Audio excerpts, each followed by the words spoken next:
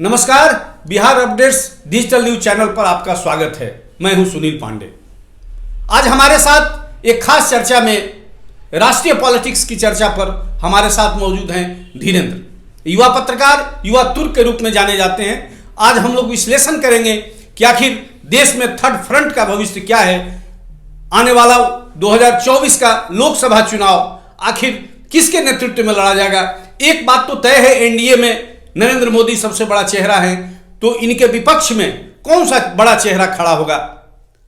पिछले दिनों नीतीश हेलीकॉप्टर या हवाई जहाज खरीदने के, जेट वेज खरीदने की जो बात हो रही थी, उसके पीछे ये आकलन था कि ये पूरे राष्ट्र का दौरा करेंगे, लेकिन उस दौरे से पहले ही ये राज्य का दौरा कर रहे हैं। जबकि दूसरी तरफ केसीआर शंखनाद कर चुके हैं, माइनस कांग्रेस वो दूसरी पार्टियों को, लेकिन उसमें माइनस नीतीश भी हैं, वो ध्रुवीकरण करने में लगे हुए हैं। जबकि दूसरी तरफ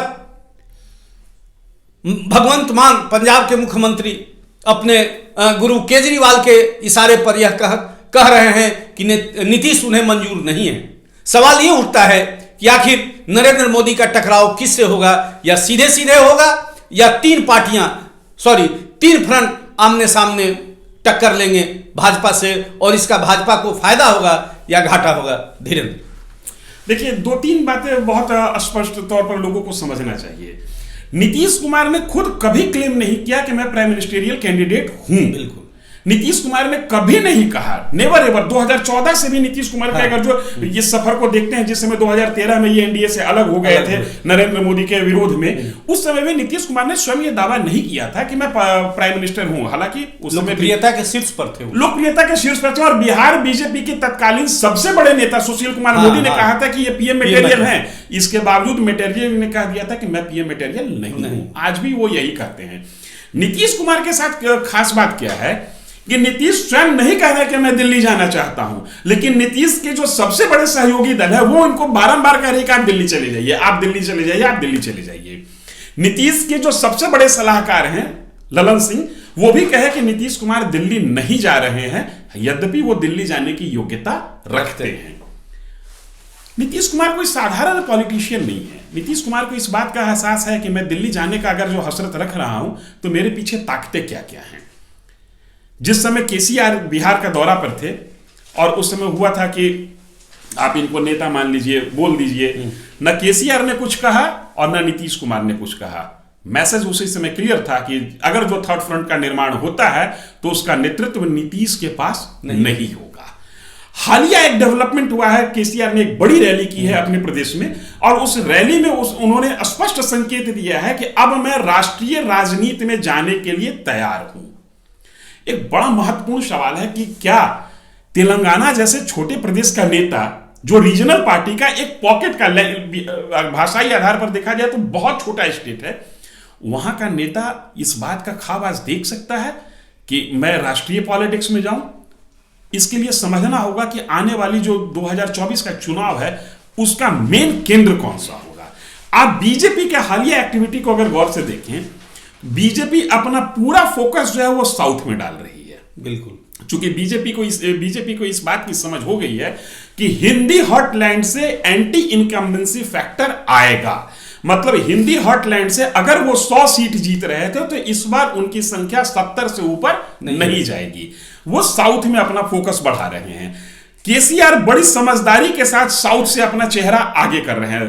पूरे दक्षिण भारत की राजनीति को अगर गौर से देखें तो अभी कोई भी लीडर इस कद का नहीं है जो दक्षिण से चलकर दिल्ली तक की यात्रा तय करे। यद्यपि यह कद अभी केसीआर का भी नहीं है, लेकिन वो इस चीज को समझ रहे हैं कि अगर बीजेपी को हम यहां डिस्टर्ब करने की कोशिश करते हैं, तो रेस्ट भी बीजेपी की जो फोर्सेज हैं, जो बीजेपी से अदर फोर्स, बीजेपी विरोधी फोर्सेज हैं, उसका हम नेता बन सकते हैं।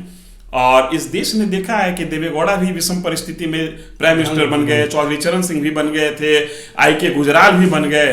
तो हो सकता है कि अगर भाग्य में हो तो वो बन जाए। लेकिन एक चीज समझना बड़ा महत्वपूर्ण है, भाग्य के आश्रय राजनीति नहीं होती है। राजनीति कैलकुलेशन पर होता है, राजनीति कलाबाजी पे होती है। जिस तरीके से अरविंद केजरीवाल का कद बढ़ रहा है, गुजरात के चुनाव हो, पंजाब का चुनाव हो, अरविंद केजरीवाल थर्ड फ्रंट के एक मेजर पिलर हैं। अगर अरविंद केजरीवाल थर्ड फ्रंट में नहीं होते हैं, इसका मतलब है कि थर्ड फ्रंट नहीं बन पा रहा है, पहली बात। अब फिर हम लोग लौट के आते हैं नीतीश कुमार पर। नीतीश कुमार किस ताकत के साथ होंगे? इतना तो क्लियर है कि नीतीश कुमार नेतृत्व नहीं करने जा रहे हैं, और कथित तौर पर जो जेट विमान वो खरीद रहे थे, हर राज्य को अधिकार है जेट विमान खरीदने का, लेकिन उस विमान से कहां कहां की वो उड़ान लेंगे और क्या वो उड़ान उनको पटना से उड़ाकर दिल्ली के लुटियंस जोन तक ले जाएगा, इसकी वास्तविक स्थिति का अंदाजा उनको है। नीतीश कुमार कुल मिलाकर कुछ नहीं करेंगे सिवाय इसके कि बिहार में और पूर्वी उत्तर प्रदेश में वे कांग्रेस के बैनर के नीचे जो एक गठबंधन तैयार होगा, उस गठबंधन को ताकत दे। इससे ज्यादा नीतीश कुमार की 2024 में कोई हैसियत राजनीतिक तौर पर नहीं होने जा रही है। इस पर सबसे बड़ा पलीता लगा दिया केसीआर ने, और उससे भी बड़ा सांकेतिक रूप से लेकिन बड़ा महत्वपूर्ण पलीता लगा दिया भगवंत मान या कहिए आप पार्टी ने। कुल मिला की स्थिति यह है कि थर्ड फ्रंट तो बनेगा, नीतीश लीडर नहीं होंगे, कांग्रेस एक फ्रंट होगी जिसमें नीतीश होंगे, कांग्रेस के अलावा एक फ्रंट और होगा जिसमें नीतीश नहीं होंगे। संभव है कि बीजेपी उसमें हो, ममता बनर्जी उसमें हो, क्षेत्रीय छत्रपों का एक जुटान हो, और बीजेपी एक बड़ी ताकत के साथ रहेगी। और अगर थर्ड फ्रंट हुआ तो बीजेपी 2024 में आसानी से बहुमत का आंकड़ा पार कर जाएगी। बिल्कुल, मैं इस बात से सहमत हूं। चूंकि छत्रपों की बात होगी तो सिर्फ अरविंद केजरीवाल 2 राज्यों में अपने नेतृत्व में सरकार ला चुके हैं। ममता बनर्जी हों, केसीआर हों या नीतीश कुमार हों, ये बिल्कुल छत्रप हैं और इनका एक इलाका तय है।